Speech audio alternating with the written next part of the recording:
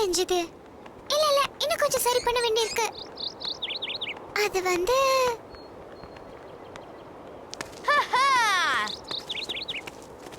ஹே மாயா, நீங்க என்ன பண்ணிட்டு இருக்க? இது விண்ட் கேச்சர். கூல். அது என்னது? இது ஒரு மிஷின். இது விண்ட கேட்ச் பண்ணும். அது நமக்கு சாலிடா மாத்தி கொடுக்கும். அதனால விண்ட் எப்படி இருக்கும் அப்படிங்கறத நம்ம கண்டுபிடிச்சிரலாம். வாவ், இதுக்கு முன்னாடி நான் இத பத்தி கேள்விப்பட்டதே இல்ல. ஏன்னா இதுக்கு முன்னாடி இத யாரும் பண்ணதே கிடையாது. வாவ்! நீ இன்னைக்கு என்ன பண்ண போறன்னு நாங்க பாக்குறதுக்காக தான் வந்திருக்கோம். அதனால நீ எங்க கூட ஆர்ட் டாசல் ஃபேஷன் ஷோல கலந்துக்கிறியா? இல்ல பரவாயில்ல, நான் ஆர்டிஸ்ட் கிடையாது, நான் ஒரு இன்வென்டர். உண்மையாதான் நீ சொல்றியா? ஃபேஷன் ஷோ ஜட்ஜா இருக்க வேணா நான் வரேன், அது உங்களுக்காக. இது உண்மையாவே பிரமாதம். நீ டேக்கோவை பாத்தியா? கொஞ்ச நேரம் முன்னாடி தான் வந்தான். அவனோட பெயிண்டிங்கை என்கிட்ட காட்டினான். அதை நான் பார்க்காததுனால அவன் போயிட்டான். வாவ்!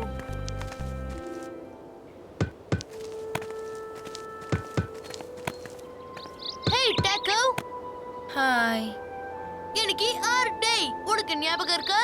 இருக்கு நல்லாவே இருக்கு. அப்பனா ஏன் வெயிட் பண்ற? வா போய் ஹேட்ட உருவாக்கலாம்.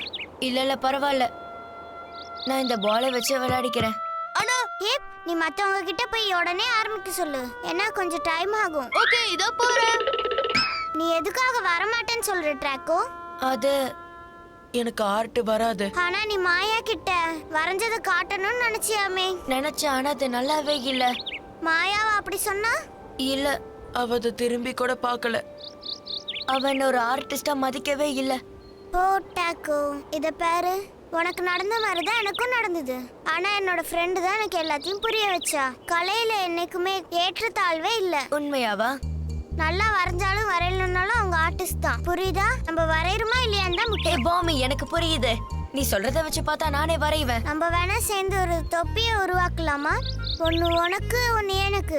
ப்ளீஸ். Oh okay.